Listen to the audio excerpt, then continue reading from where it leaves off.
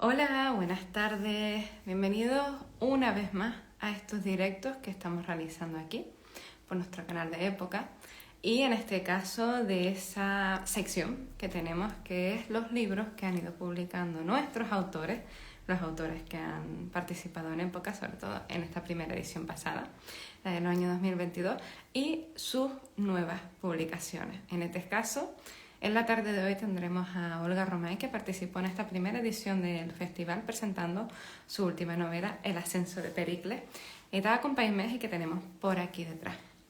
Nada, como siempre, agradeceros mucho a todas las personas que estéis por aquí, sea por este canal de Instagram, viendo el vídeo ahora en directo, posteriormente, o en nuestro canal de YouTube, donde siempre están subidas, para la gente que lo prefiera, nuestras entrevistas al completo. Nada, deciros que nos hace mucha ilusión esta entrevista, teniendo en cuenta que, bueno, ha sido un mes dedicado precisamente a los libros, como cada abril. Hemos hecho unas publicaciones especiales recordando a grandes autores y autoras del siglo XX, sobre todo novela histórica, y también lo hemos compaginado con novedades y recomendaciones que han ido saliendo a lo largo de este año. Y bueno, pues como novedad, como recomendación, tenemos la presentación de este libro. Sin más esperar, voy a aprovechar a ir ya añadiendo a la autora en lo que, bueno, termina de llegar la gente como siempre, que sabemos que un poquito más tarde. Hoy hemos hecho la entrevista un poquito más temprano de lo habitual para tener también mejor luz. Así que voy a incorporar ya a Olga y así la presentamos tanto a ella como a su novela. A ver.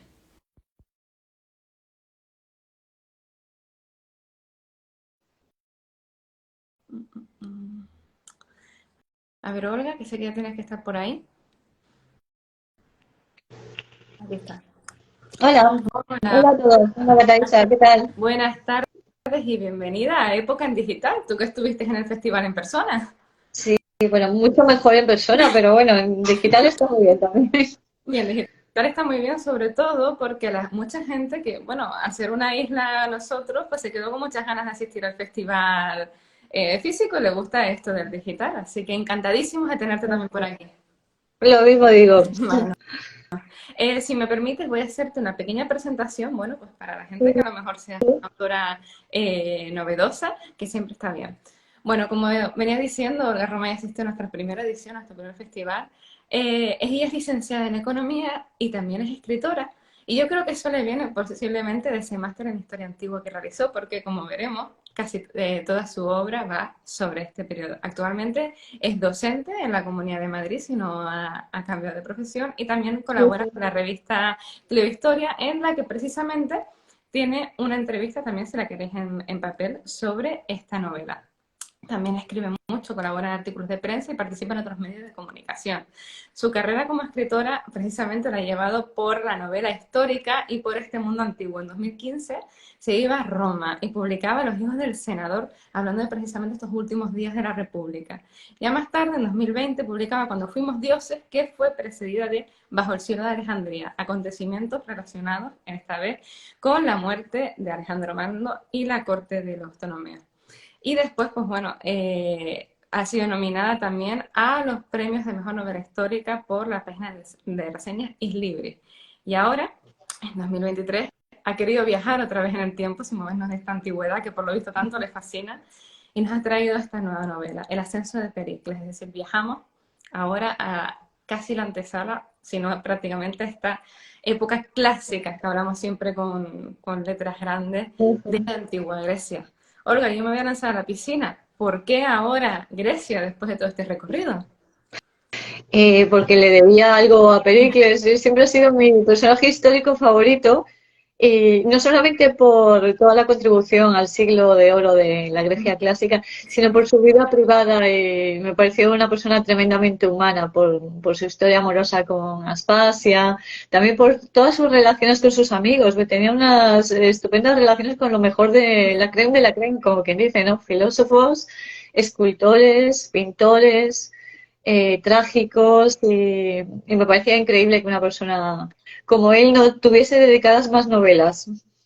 Es más, yo creo que cuando uno lee la novela, que no, que ha sido este caso, se da cuenta de que tratas con mucho mimo esos diferentes aspectos de él como persona, porque hablas de lo bueno que era o de lo bien que llegaba la gente a través de la retórica, cómo era un líder nato también a nivel militar, ¿no? Como que se denota el cariño a su personaje. Sí, es un personaje, yo lo tengo cariño porque es un personaje muy humano. Tuvo sus grandes meteduras de patas, sobre todo por culpa de las mujeres, además. Pero claro, yo ese tipo de meteduras de pata las perdono, ¿no? Entiendo que tiene una faceta muy humana. También en la novela tampoco lo idealizo. Él, aparte de político, era militar, porque los estrategas eran cargos militares y cuando tenía que ser duro en la guerra tenía que serlo, ¿no?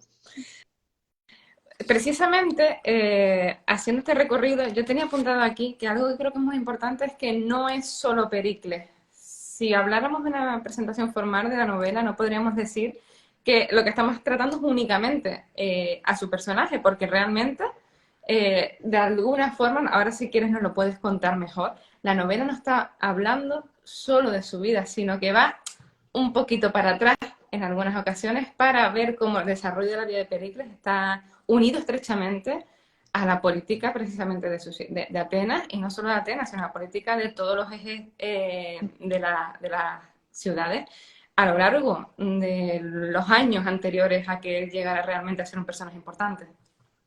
Sí, sí. Es que en la novela, bueno, la novela empieza con una batalla, empieza cuando él ya tiene el poder y ya es una persona importante, pero luego se hace un flashback y es cuando empieza la verdadera novela. Y la verdadera novela no empieza cuando él ya es maduro, sino empieza cuando es un niño. ¿Y qué ocurre a su alrededor cuando es un niño? Pues ocurre la gran invasión de Jerjes que invade Grecia y cómo eso le influyó primero a su familia y luego a él porque claro, su familia tuvo que exiliarse, igual que todos los habitantes de Atenas. Entonces, cuento un poco de dónde viene Pericles, para que entendamos un poco cómo va ascendiendo, ¿no? Porque la novela se llama El ascenso de Pericles, pero claro, fue muy duro el ascenso de Pericles. Es más, vemos como pequeñas historias de otros pequeños personajes que valen para construirlo a él. Sí, sí, porque es que la novela está hecha de pequeñas historias que parece que no tienen nada que ver con Pericles, pero al final de la historia, que son muy cortitas, sí que tiene que ver mucho en la vida de Pericles, ¿no? Por ejemplo, aparece la vida de Temístocles, ¿no? Entonces, al final, lo que ocurre con Temístocles es que cuando Temístocles desaparece, Pericles ocupa su lugar, ¿no? Ocupan entonces, por eso todas estas pequeñas historias tienen mucho que ver con lo que luego será Pericles. Es más, voy a permitirme, porque no tengo apuntadas cuántas páginas son, voy a mirar exactamente. Ay, por aquí sí me pesa. Son, a ver, 378 páginas bueno, en la edición que tenemos aquí. Y curiosamente los capítulos son bastante cortos y bastante rápidos de leer. Yo creo que precisamente por esto que nos cuentas, ¿no? Es decir, esta visión de poner muchos personajes con sus pequeñas historias no se hace para nada pesado. Sí, sí, yo lo planteé así. A mí me gusta mucho un historiador que se llama Heródoto, Ujú. que lo que hace son pequeños excursos o digresiones, es decir, va contando un montón de pequeñas historias y después al final todas esas historias convergen en la historia principal, que era la historia que quería contar él, que era la de las invasiones medas, ¿no? Las invasiones persas. Entonces, inspirándome un poco en esta técnica, yo he hecho lo mismo, lo que pasa es que, claro, Heródoto lo hizo en 5 tomos enormes y, claro, yo lo tenía que hacer en un único tomo, no tenía tiempo para más, por eso yo he tenido que cortar mucho los capítulos. Bueno, es que antes también ellos tenían la oportunidad de escribir allá lo que quisieran. Bueno, prácticamente para quien no lo conozca, por si acaso, que siempre tenemos que tenerlo en cuenta, Heródoto es considerado de alguna forma, ¿no? El padre de la historia Sí, precisamente por sí. ello.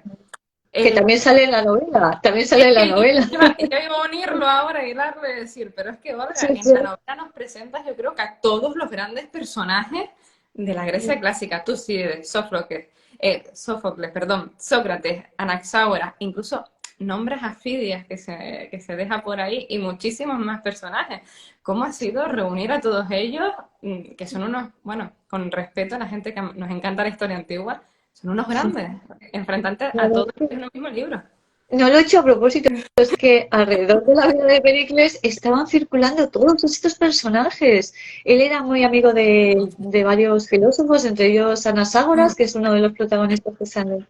También era amigo de Sócrates, de hecho él eligió a Sócrates para que fuera el mentor de su ahijado, que era Alcibíades, que también vuelve a salir en la novela. Era muy amigo de Fidias, obviamente, porque juntos construyeron, planearon lo que es la Acrópolis de Atenas, el Partenón, ¿no? Y así con todos los personajes, no es que yo diga, bueno, voy a meterlos a cajón, no, es que van apareciendo en la vida de Pericles poco a poco. Por ejemplo, uno de los trágicos griegos más famosos, Esquilo, es que la primera vez que Esquilo tuvo un triunfo en Atenas fue gracias a Pericles, porque es que era su mentor, era el corega, que es como el patrón de la obra. O sea que realmente se le llama el siglo de Pericles porque él aunó, juntó todas estas mentes privilegiadas. Fue un momento único en la humanidad y claro, a mí me fascina. También fue muy complicado porque claro, hay que saber de arte, de filosofía, de muchas materias, ¿no? Para realmente relatarlo, ¿no? Es más, yo creo que nos estamos complementando muy bien porque mi siguiente pregunta va unida a, bueno, mi siguiente pregunta, que es un comentario que también nos dejaron en esta cajita que hicimos, es que la novela denota un control y ofrece unas explicaciones muy minuciosas, que es lo que me di cuenta a la hora de leerlo. Hay detalles sobre datos sociales de las diferentes clases que se movían en este momento. Se habla mucho de arte, es un libro que tiene pues muchas descripciones y muchos guiños a la historia del arte, la vida política, el pensamiento, el estatuto y el tratamiento de los extranjeros, que es algo que me parece muy complicado muchas veces de explicar. También de las mentalidades del mundo funerario. La pregunta que nos dejaban es, Olga, ¿cómo te enfrentaste a todo el proceso de documentación para escribir este libro? Bueno, yo tengo un poquito de privilegio porque cuando hice el proyecto de investigación en el máster, lo hice sobre el siglo de oro. Entonces, ya tenía yo mis bases, mis fundamentos, o sea, que es una pequeña trampa, ¿no? Yo ya tenía toda la bibliografía localizada, toda la arqueología, vamos, que conocía la materia, ¿no? Lo único, lo más difícil es redactar la novela y crear una trama para que sea interesante, porque claro, esto no es una tesis, esto es una novela y los personajes hay que darles vida en un contexto histórico y no se puede defraudar al lector, porque el lector de novela histórica es súper culto. Después va a Wikipedia o se va a sus fuentes y dice, uy, esto no era así, o esto se lo he inventado, pero yo alguna cosa me he inventado, pero claro, no, lo que no quiero meter es la pata, porque sé cómo son los lectores, porque yo también soy así. Yo cuando voy leyendo una historia, además una historia que es muy conocida, porque conocemos y no conocemos, porque todo el mundo sabe quién fue Pericles, pero hay miles de cosas que no se conocen de Pericles. Y nosotros sabemos cómo era la democracia, pero hay miles de cosas que tampoco conocemos el detalle de cómo era realmente aquella democracia, ¿no? A quien tenga dudas que no haya leído una novela, diré que no deja vacío. Es decir, cuando se explica un proceso, por ejemplo, un proceso hablando de aquellos que se vivían en la asamblea, cuando se tomaban decisiones políticas y demás, Olga lo explica. Es decir, no hay lugar a duda de, por ejemplo, de dónde viene el término ostracismo, a qué hace referencia, por venirse en algo a la cabeza. O de algo que a mí me gustó mucho, que precisamente lo has adelantado, que es cuando se habla del teatro. Y en esa parte, cuando se habla del teatro, nos describe dónde se van sentando cada una de las personas que asistían al teatro y eso a mí me parece maravilloso. Sí, sí, bueno, el teatro en Grecia, no solamente eso, sino también cómo votaban, cómo salían las obras ganadoras y cómo se elegían a los patrones, porque toda obra de teatro tenía actores que el actor principal se sorteaba, porque todos se lo rifaban, ¿no? Pero se sorteaba. Luego se sorteaba también el día que te tocaba la obra de teatro, ¿no? Y se sorteaban los patrones también, o sea, quién iba a pagar de su bolsillo la obra, o sea, era realmente curioso y complejo, era bastante complejo, ¿no? De cómo se hacían las obras de teatro, ¿no? Sí. Vamos a aprender muchísimo, es decir, si se animan a leer la obra, que es lo que queremos aquí, van a aprender mucho, es decir, no solamente hay una obra muy entretenida con unos personajes que interactúan, sino que creo que nos da una visión, has conseguido una visión exhaustiva de la mentalidad de alguna forma y de la forma de interacción humana en ese momento. Y también de la propia Atenas, Olga, que quería preguntar por esto, describes barrios y el funcionamiento de los barrios dentro de la ciudad, y me interesa especialmente porque siendo una de las ramas que a mí más me gusta, lo desconocía totalmente. ¿Cómo te has documentado, hablando de esta documentación, sobre las diferentes zonas? Los personajes transitas, hablando de un lugar, hablan del otro, y me parece muy interesante. Tenemos, es que, a ver, tenemos una fuente maravillosa que fue un viajero que hizo un viaje por toda Grecia, que se llama Pausanias, y describió partes de Grecia, entre ellos el Ática, que es, claro, el territorio de Atenas. Entonces nos lo describió fenomenal. Nos lo describió de tal forma que incluso sabemos cómo era la lámpara que había dentro del Partenón, ¿no? Que era una lámpara en forma de palmera y le daban el aceite, entraba solamente una vez al año porque tenía capacidad para rellenarse una vez al año. Este tipo de detalles lo conocemos bastante exhaustivamente. La verdad es que el siglo V antes de Cristo de Grecia se conocen muchísimas cosas. Es increíble la cantidad de detalle que se llega a alcanzar. Bueno, quien no se atreva con estas fuentes primarias por alguna forma puede acceder a todo ello a través de tu novela. Y creo que hay otro tema que podríamos destacar, que es en el ámbito político, se tratan las amistades, las enemistades, las alianzas, cómo se van fraguando, e incluso cómo decepcionar a determinadas personas a nivel de relación íntima, no quiero desvelar nada de la obra, puede acarrearte problemas en el futuro. ¿Nos puedes hablar a lo mejor un poquito de eso, de cómo has tratado esa aristocracia relacionada con tus personajes? Sí, sí, la vida política de Atenas es fascinante. O sea, yo lo pongo al principio de la novela, que han pasado más de 2000 años, pues seguimos igual. Ellos aprendieron el juego democrático enseguida, porque la democracia apareció a finales ya del siglo VI antes de Cristo. Cuando apareció la democracia, Pericles tenía 15, perdón, no, Pericles todavía no había nacido. Y aprendieron a jugar a la democracia los atenienses enseguida. O sea, ellos ya sabían todo lo que sabemos nosotros.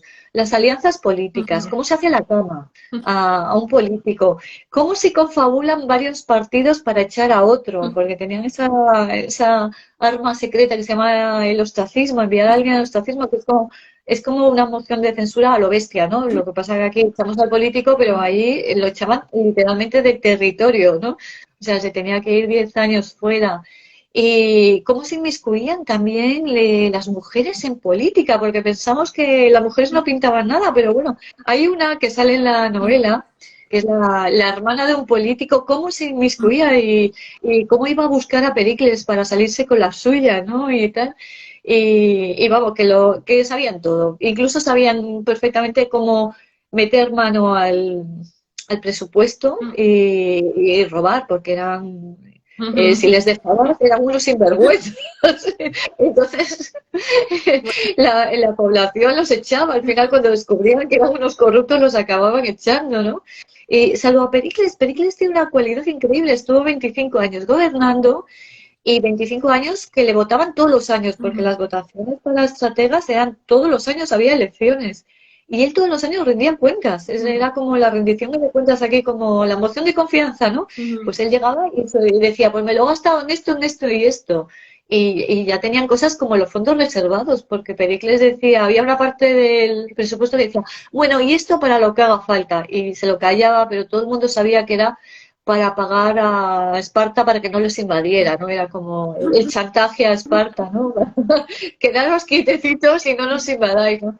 Al final fue tremendo porque no hubo forma de que les invadieran y entonces empezó la guerra del Peloponeso, ¿no? Pero bueno, que se conocían perfectamente el juego político. Ellos lo entendieron perfectamente lo que había que hacer. Parece que nos viene ideal para estas próximas semanas que se nos Sí, avecina a sí, nivel local sí, esta especie de regresión al pasado para darnos cuenta que, bueno, a esto lleva jugando la gente muchísimo, muchísimo tiempo. sí, sí. Una cosa que tengo aquí que me llamó la atención es que pese a que la novela tiene una gran documentación histórica, que todo lo que está visto a nivel social, político, económico y demás está contrastado, Olga incorpora a dioses y diosas en el relato. Y me pareció Sí, pues muy curioso y me gustaría, si no he hecho ninguna especulación, a mí me encanta meter siempre las divinidades en la mitología. Me gustaría que dijeras en qué momento dices, creo que aquí estaría bien incorporar las divinidades. Siempre lo hago en todas mis novelas. Ujú, Cuando escribí la de Roma, como sabía que para ellos tenían mucha importancia los antepasados y los espíritus, había un personaje que luego se quedó en la novela después de haber muerto, que ujú, era la abuela y quedaba en forma de fantasma, ¿no? Y acompañaba a la familia y se les aparecía, ¿no? Era el fantasma de la familia. En la que escribí sobre Alejandro Magno y luego la de Alejandría, igual también aparecía un personaje fantástico que era Alejandro Magno, ujú, que se negaba a irse al mundo de los muertos y se quedaba dando la lata por Alejandría y aconsejando a Ptolomeo. Y aquí lo que me gustó mucho, dije, bueno, ujú, ellos creían que los dioses vivían con ellos, ujú, no los veían porque, claro, ver a un dios para ellos significaba morirse, ¿no? Porque no podían pero participa en la novela de los dioses. Es como lo mismo que cuando leemos la Ilíada o la Odisea, los dioses están constantemente enredando con los mortales, pues dije, pues aquí también van a enredar, ¿no? Y los introduje así, ujú, en momentos fantásticos, ¿no? Que se les aparecen y les aconsejan, y ujú, les dicen cosas, les tientan, ¿no? Incluso se incorporan a la vida amorosa de Pericles, ¿no? ujú. También aparece y se enreda. Me gusta mucho ese juego, porque ellos realmente creían que los dioses participaban. De hecho, eh, creían que Afrodita era una diosa que se les estaba entre ellos, ¿no? O sea, Es por verdad. eso me Yo no gusta. sé hasta qué punto sea eso cierto, ¿no? Pues se dice que, hablando de Afrodita, ¿no? Que ella tendía sus largas trenzas cada vez que una relación sexual llegaba a un buen punto, estaba como presente en el acto. Sí, sí es cierto lo que dice, comentaban a los oídos, ¿no? Eran los dioses los que susurraban hacer una u otra cosa, pero me parece un detalle bonito, viendo de esos grandes otros autores que dan pues esos grandes manuales muy científicos, creo que es un detalle muy bonito y ahora es cierto, ¿no? Yo que leí Bajo el cielo de Alejandría, es que se aparecía Alejandría, un personaje también, siendo él un fantasma bastante singular. Olga, me gustaría darte un espacio por si nos quieres comentar algo de la novela que no hayamos dicho, antes de pasar a, a dos preguntas que nos han dejado, bueno, una es mía y otras que nos han dejado por la cajita y que tiene que ver con recomendaciones tuyas. Así que si nos quieres comentar algo más de la novela que se nos haya escapado, eres libre. Bueno, es tu novela. Nada, no os voy a desvelar el final, Ya. pero la novela se llama El ascenso de Pericles. La gente se puede imaginar que luego habrá la caída de Pericles, ¿no? Ah, Tendrá pues que mira, venir. esta es precisamente una de las preguntas, que al final del libro, tampoco quiero decirlo yo, aparece un misterio, de alguna forma. Y Pericles no ha llegado a su apogeo como gran persona. ¿Nos podemos esperar una segunda novela entonces? Sí, porque aquí cuando llega Pericles al poder todavía no se ha construido el Partenón. Exacto. Claro, entonces ahí viene su gran obra, aunque él realmente cuando se moría fueron sus amigos a acompañarle y a decirle las cosas hermosas que había hecho por la ciudad, entre ellas el Partenón. Pero él dijo, no, no os equivoquéis, yo no me enorgullezco de eso, me enorgullezco de que no hay ninguna viuda en Atenas que pueda echarme a mí la culpa de haber sido viuda. Él se refería a que él intentó siempre evitar la guerra. Y eso Ujú. es de lo que más se enorgullecía, ¿no? Y de hecho, el que hubiese tantísima prosperidad en Atenas, en ese periodo de los 50 años que van entre las dos guerras que tienen entre la guerra Medas y la guerra del Peloponeso, fue gracias a eso, a la paz. La paz contribuyó enormemente a todo el florecimiento de las artes, de la ciencia, entre comillas, de la filosofía. Y de eso se enorgullecía Pericles. Él, claro, se daba cuenta de que realmente la ciudad había crecido gracias a esa paz, ¿no? Entonces realmente por eso podemos disfrutar de eso de que hablábamos, de mucha filosofía, de mucha arte en el libro, gracias a que, bueno, ahora con los tiempos que corren deberíamos de ser conscientes de que es necesaria la paz para que surjan cosas Sí, bonitas. sí, sí, es verdad, ¿eh? Olga nos dejó por aquí varios autores jóvenes que nos siguen en la cuenta y que, bueno, han tenido acceso, por lo visto, a tu carrera, nos pedían, por favor, que les daba miedo un poco la novela histórica precisamente por la tarea que supone enfrentarse a ella. Si tenías algún consejo a la hora de uno decidirse a escribir novela histórica y ese miedo al rigor, a embarcarse en una tarea que a lo mejor es muy criticado, lleva mucho trabajo y demás. Sí, a ver, el principal consejo es que cada autor tiene que buscar su estilo. Entonces, ¿eso cómo se hace? Puede uno documentarse, puede uno leer, otros son escritores. Yo siempre les aconsejo que lean a los grandes y los clásicos de novela histórica, que puedo hacer una lista de grandes escritores, pero yo siempre considero que uno de los grandes es Flaubert, cuando escribió Salambó. Otro de los grandes es Thomas Mann, cuando escribió los Buddenbrook. Después tenemos a Robert Grace, que para mí es el mejor escritor de novela histórica que existe, pero después yo tengo caprichos. A mí me gusta, por ejemplo, me gusta mucho Mira Kundera, perdón, Mika, el que escribió Sino el egipcio, Ujú. no me acuerdo, sí, no me acuerdo ahora el apellido, pero también me gusta, por ejemplo, la novela Quo Vadis, me encanta, ya sé que es una novela un poco puritana porque trata el tema de los cristianos, pero que está maravillosamente escrita, igual que Ben-Hur, que después las pasaron al cine, pero son novelas magníficas. Y otro consejo, yo cuando escribo novela histórica no leo nada de mis contemporáneos, o sea, el Vale. otro día tuve una presentación de un escritor de novela histórica y le dije la leeré, pero no ahora porque ahora estoy en la fase de escritura. Ujú. Entonces no quiero contaminarme, porque lo que no quiero es imitar a todos mis contemporáneos. Quiero ser única, quiero tener mi propia, se llama mi propia voz, ya sé que es una cursilada, ¿no? Pero es verdad. Y yo creo que hasta ahora si la gente coge una de mis novelas, sabe que tiene una marca especial, ¿no? Porque son distintas, ¿no? Al resto de las novelas históricas y en eso yo quiero seguir así, quiero seguir diferenciándome, porque, por ejemplo, yo soy muy caprichosa, yo nunca he incluido una fecha, solamente la primera, al principio de todo, una fecha y se acabó. Y esto es una de mis marcas, ¿no? Porque no quiero meter miles de fechas porque es que los lectores aburren. Ujú. O, o, por ejemplo, si introduzco un término, por ejemplo, el ostracismo, que estabas hablando de ellos, no me pongo a explicar lo que era el ostracismo, sino que hago un contexto o en una... que venga a cuento, ¿no? Que hablen que empiecen a hablar del ostracismo, que venga a cuento, no lo meto ahí a cajón para que la gente diga, uy, qué erudita es, no, no me interesa, ¿no? Y tampoco meto muchas palabrejas, ¿eh? No me gusta. Y si meto alguna palabra un poco rara, me gusta que la gente simplemente por el contexto ya sepa de qué va. No tenga que ir al diccionario a buscarlo, ¿no? Pues, pues Ujú. nada, eso es un consejo. Porque es que todas esas novelas tipo Wikipedia, que hay miles de Ujú. datos, miles y miles y miles, al final acaban aburriendo a los lectores. Eso, hay que huir siempre de eso. Y hay que huir de los lugares comunes, ¿no? Como que dice.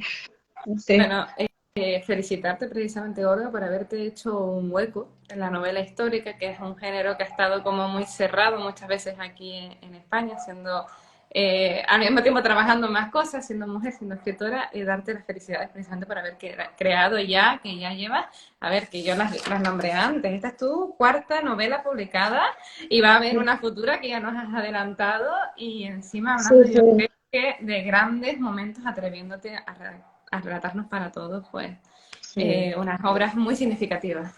Yo soy muy atrevida. Atreverse con Pericles me daba mucho respeto, pero bueno, yo soy una osada. Me metí a saco con él, ¿no? Como quien dice. Espero que bueno, que no defraude y que la gente le gusta, que le guste, bueno. Pues nada, eso, precisamente felicitarte por esto. Esperamos ahora con ansias para cuando salga esta segunda parte de la vida de Pero Pericles. tarda mucho en escribirse una novela de este tipo. Bueno, Así que normal. esperar. Esperaremos sin ningún problema a ver si coincide con algo el año en los próximos meses del año que viene que podamos tener por aquí. Y nada, Olga, hace tu espacio, te doy si quieres despedirte de todos nuestros visitantes que han estado hoy, los que estarán en el futuro. Sí, Eh, sí. uh -huh. Pues nada, leer novela histórica buena y bueno, leerme a mí si queréis, pero, Leerla, por pero favor. bueno, sí, necesitamos más lectores, porque en este momento yo creo que hay más escritores ya que lectores en España. Es increíble la cantidad de escritores que estamos aquí escribiendo. Hay gente muy buena, además ha aumentado mucho la calidad de lo que se escribe en España. Eso también es mucha competencia lo que tenemos, pero bueno, eso viene, enriquece la cultura, enriquece mucho a la cultura. Sí, sí. Pues te deseamos muchísima suerte con la novela, Olga, para el futuro. Nosotros seguiremos promocionándola por aquí, que vaya todo muy bien, que tengas lo que necesites, tengas las musas contigo y todas las divinidades para seguir con esta segunda parte. Y muchísimas gracias por estar aquí con nosotros de nuevo. Muchas gracias a vosotros, ¿eh? Yo encantada. Pues Hacéis una labor estupenda, ¿eh? La verdad. muchísimas gracias. Esperamos tener a más autores por aquí en un futuro. Y nada, muchas gracias a todos como llamo yo, los videntes y los visionarios que siempre están por esta plataforma. Y os esperamos en un futuro. Y también tendréis por YouTube y como siempre por TikTok. Olga, un besazo, feliz tarde y feliz semana, ¿vale? Chaito. Hasta luego.